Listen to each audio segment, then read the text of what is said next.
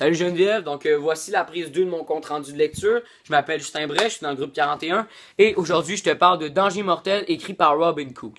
Moi je considère cet excellent livre-là comme étant un roman de suspense ainsi que policier étant donné qu'un est un petit peu rattaché à l'autre. C'est l'histoire de Jason Howard. Jason c'est un médecin, il est dans la quarantaine, c'est un bostonien. Jason travaille donc pour l'hôpital de l'ASM, c'est l'assurance maladie. Ce qui fait de lui un excellent médecin, c'est que Jason aime sa profession, il aime ce qu'il fait. Par contre, Jason, il a de la difficulté à gérer la mort de ses patients, il le prend personnel, il le prend très mal. Au début, Jason va être très préoccupé par la mort de 3 de ses patients à seulement 2 jours. Il faut dire que ce sont des morts inattendues et inexpliquées, étant donné qu'on leur avait tous fait passer des tests médicaux n'ayant absolument rien révélé concernant leur état de santé. Donc, Jason décide de les faire autopsier et la seule chose que révèlent les autopsies, c'est qu'on aurait pu comparer leurs organes internes à une personne de 130 ans. Mais, étant donné que les médecins légistes n'ont jamais vu ça de leur carrière, on ne sait pas trop quoi faire avec cette information-là.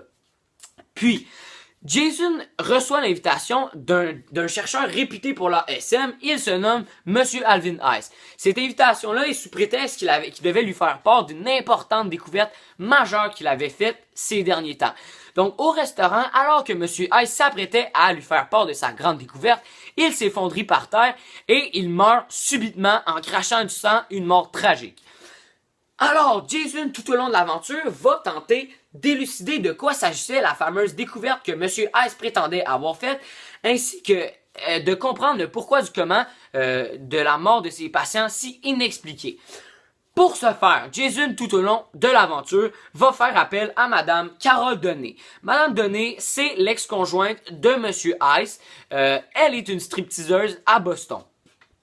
De plus, Jason va faire appel à Madame Hélène Brickivist, qui, elle, était l'assistante de Monsieur Ice, qui, entre parenthèses, fut assassinée seulement quelques peu de temps après la mort de Monsieur Ice. Drôle de coïncidence.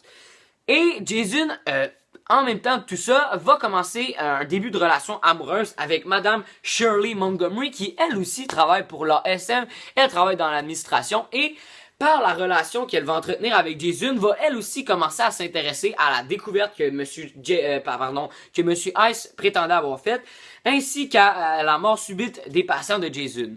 Enfin, Jason, après de nombreuses réflexions, de nombreuses tentatives échouées, il comprend enfin de quoi s'agissait la fameuse découverte de Monsieur Ice. Donc, Jason découvre que Monsieur Ice croyait avoir découvert le gène de rajeunissement. Mais par un procédé scientifique et médical que je t'expliquerai pas, Monsieur Ice avait en fait découvert, sans le savoir et sans faire exprès, le gène de mort. Ce gène-là étant l'inverse du gène de rajeunissement, il cause le vieillissement prématurément. Donc, il en conclut que quelqu'un avait volé ce gène de mort-là, l'avait attribué à ses patients et l'avait attribué à Monsieur Ice.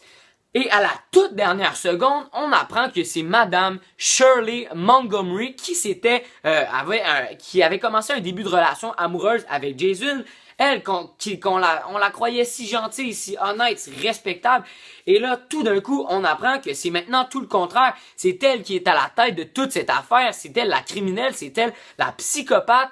Et on est sidéré d'apprendre que c'est elle qui a acheminé le gène de mort à tous les patients de Jason, ayant tous causé leur mort. C'est elle qui a acheminé le gène de mort à Monsieur Ice, causant lui aussi sa mort. Et c'est elle qui a fait tuer Madame Hélène Brickivist, l'assistante de Monsieur Ice. Donc voilà. Tous pourront affirmer que les jeunes sont constamment en quête de sensations fortes ainsi que de suspense. Sachant cela, on peut alors débattre de la question suivante.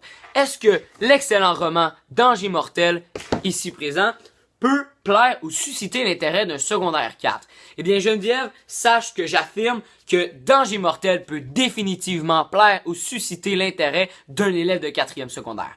Pour te convaincre, je vais te tenir des points suivants. De son aspect personnage qui sont extrêmement bien développés et vulgarisés, ainsi que de l'intrigue qui dure tout au long du roman, capte le lecteur dans une lecture profonde. Dans ce roman-là, les personnages jouent un rôle très important. En effet, quand je te parle de Jason Howard, lui, il est décrit d'une façon spectaculaire du début jusqu'à la fin. On comprend bien comment il se sent psychologiquement et ça va nous aider à faire des déductions sur l'histoire et à mieux comprendre l'histoire. Et tout ça fait que le lecteur est plongé dans une lecture attentive et ne perd jamais d'intérêt. grâce aux descriptions très vulgarisées et très précises et même très réalistes que l'auteur a utilisées tout au long du roman pour décrire Jason. Par exemple, lorsqu'on décrit dans l'état où se trouve Jason alors qu'il voit les poissons, il fait un lien avec la découverte de Monsieur Ice. Et là, Carole lui parle, il n'entend plus rien, il ne pense qu'à ça. Alors, je te le lis. Carole lui a parlé, donc, mais Jason n'entendait pas. L'horrible image des minuscules prédateurs en train de se rapaître du gros poisson agonisant avait fait jaillir une idée dans son esprit. Soudain, comme en une révélation, il eut le sentiment de savoir ce que Ice avait découvert. Ce n'était pas ironique, c'était terrifiant. Jason devint tout pâle et s'arrêta. Et là, le lecteur, comprend bien comment Jason se sent. On s'imagine que Jason vient de faire un lien avec quelque chose de grand. Et Jason est pâle, il n'entend plus rien, il est dans sa bulle.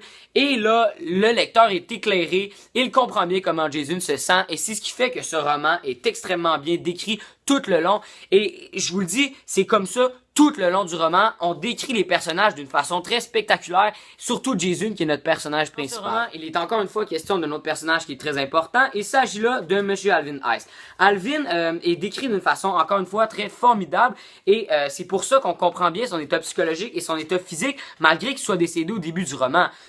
Par le biais des autres personnages, l'auteur nous a transmis comment était Monsieur Alvin. Il nous a fait comprendre comment il était par d'un vocabulaire enrichi et des descriptions très précises.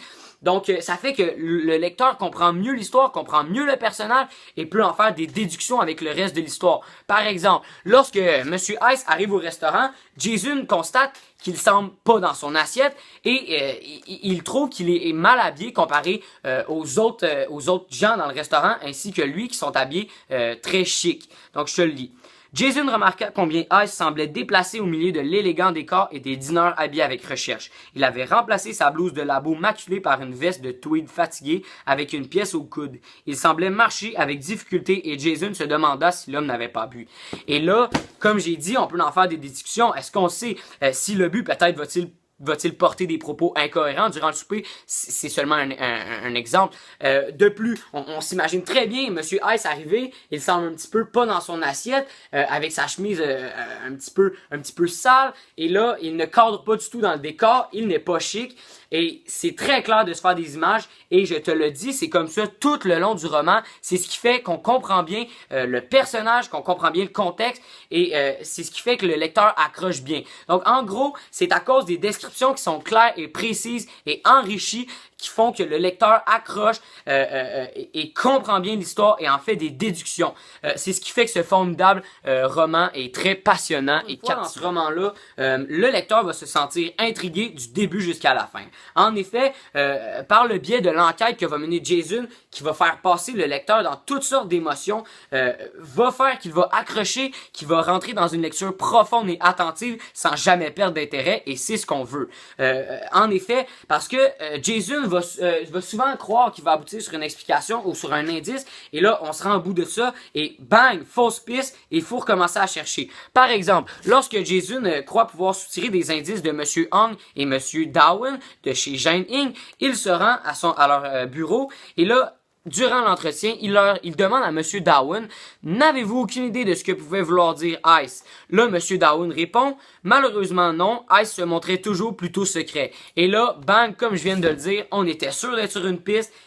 Malheureusement, fausse piste, Jason a fait faux espoir. Il faut recommencer à chercher des indices et c'est comme ça tout le long du roman. C'est ce qui fait que le lecteur est plongé dans une lecture attentive et et ne perd jamais d'intérêt. Dernièrement, grâce à la fin totalement imprévisible, le sentiment d'intrigue persiste jusqu'aux toutes dernières secondes. En effet, je fais référence à Madame Shirley Montgomery, qui, elle, on la croyait être une femme admirable, douce, gentille, honnête, en amour avec Jason. Et tout d'un coup, à l'opposé, à la toute dernière seconde, on apprend que c'est une psychopathe, c'est la coupable, c'est une meurtrière. C'est elle qui a acheminé le gène de mort à tous les patients de Jason, causant ainsi leur mort. C'est elle qui a acheminé le gène de mort à Monsieur Alvin Ice, causant ainsi sa mort. Et c'est elle qui a fait assassiner violemment Madame Hélène Brinkinvis. Alors le lecteur est abasourdi, son attention a été captée jusqu'à la toute dernière seconde, il ne comprend plus rien, mais en même temps tout se met en place dans sa tête, et c'est la même chose pour Jason qui ne comprend pas qu'il soit tombé dans le panneau.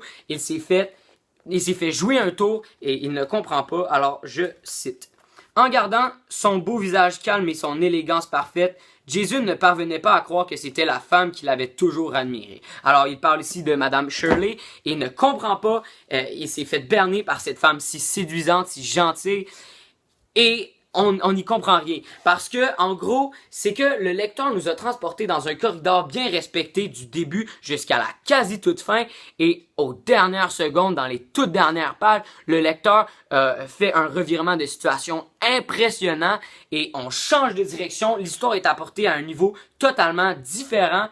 Et c'est formidable, c'est ce qui fait que la lecture est intrigante jusqu'à la toute dernière seconde. Donc, en conclusion, Geneviève, je persiste à croire que Danger mortel, écrit par Robin Cook, est un roman qui peut définitivement plaire à un élève de secondaire 4.